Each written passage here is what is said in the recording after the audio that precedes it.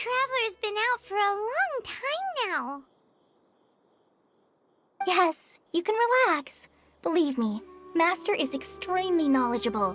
If he says that she's going to be alright, then there's absolutely nothing to worry about. Oh, are you awake now? Oh, thank goodness! Traveler, you're finally awake! Well, we're at... Good question. Where are we? Paimon was in such a panic when you passed out that she even forgot to ask what place this is. This is Gandharvaville.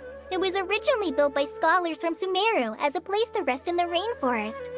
Now it's mainly used by the forest rangers as a base of operations. My name is Kale. I'm a trainee forest ranger. My master and I found you passed out during our patrol, so we brought you here. Oh, no things are necessary. I didn't do anything really. By the way, how are you feeling now? Any discomfort? Oh, that's Master's herbal medicine you're tasting. He gave you some while you were unconscious. Before I forget, Master mentioned you should take more medicine once you wake up.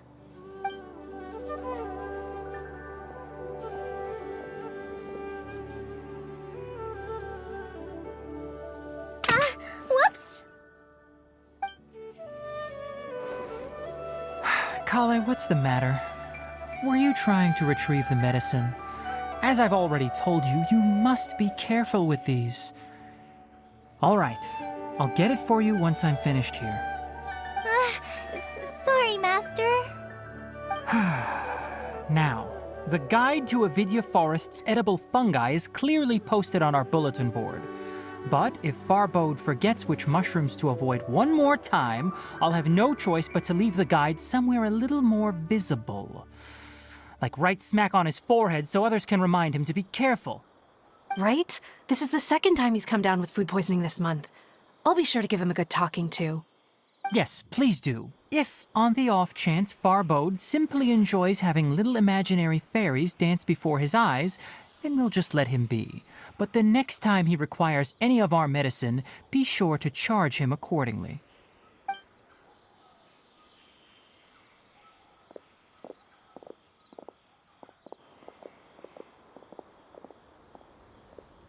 So, how are you doing? Feeling better?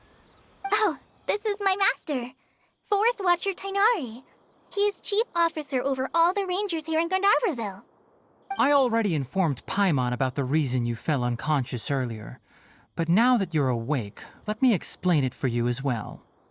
It is common practice for Sumeru scholars of certain darshans to dedicate themselves to training and meditation in isolated areas, particularly the nearby forests. While meditating, they use a certain incense known as spirit borneol to help calm their minds as they enter a state of deep rumination. In hopes of asking directions, you two followed a scholar named Hypatia into her cave. The incense you smelled inside was the spirit borneol I just mentioned. That incense typically has no effect on most people, but for a very select few, it can have profound effects on one's cognition, as you experienced firsthand. Does that make sense? Very good. Now, answer me this. Did you feel anything after passing out? Say, any out-of-body experiences? Or did you see anything while unconscious?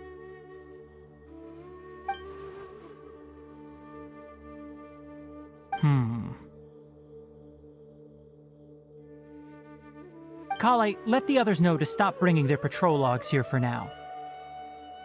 Huh? Why?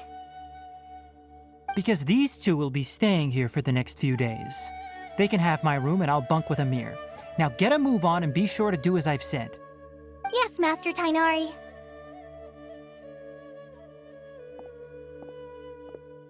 Wait, hold on a second.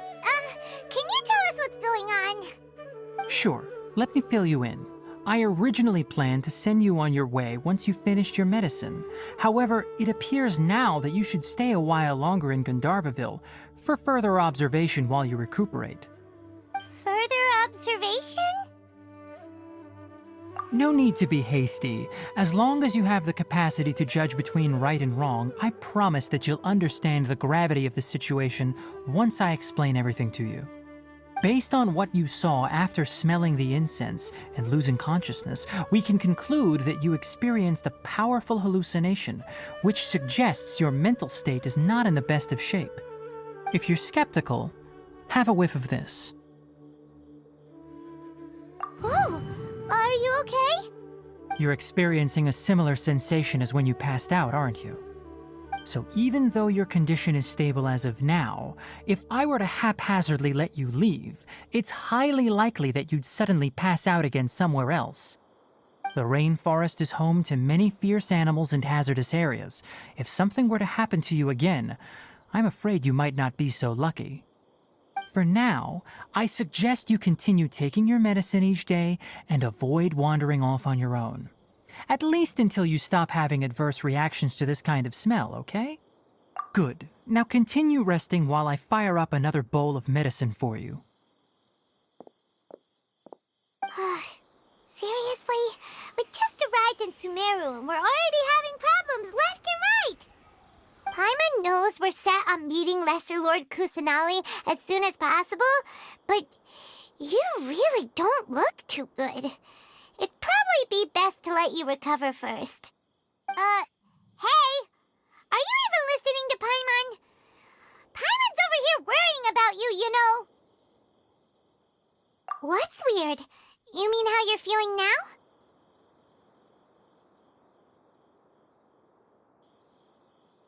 You mean the vision of tree roots and red skies you saw? But if those weren't hallucinations, what could they be?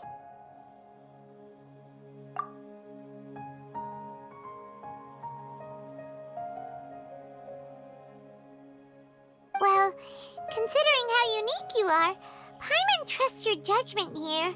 But why didn't you say anything about it to Tighnari? If he misjudged your condition, then there's a chance you could get worse, right? Huh? You mean that Tighnari already knows that what you saw weren't hallucinations? But if that's the case, why would he try to hide that from us? Oh, Paimon gets it now. That explains why you were so quiet earlier. Well, that settles it then. We'll stay here to rest up and figure out what's going on with your hallucinations. But it seems like asking Tighnari might not be an option anymore. What do you think we should do? Good idea. Kale's pretty friendly. We can ask her tomorrow about what she knows regarding the Dendro Archon and customs in Sumeru.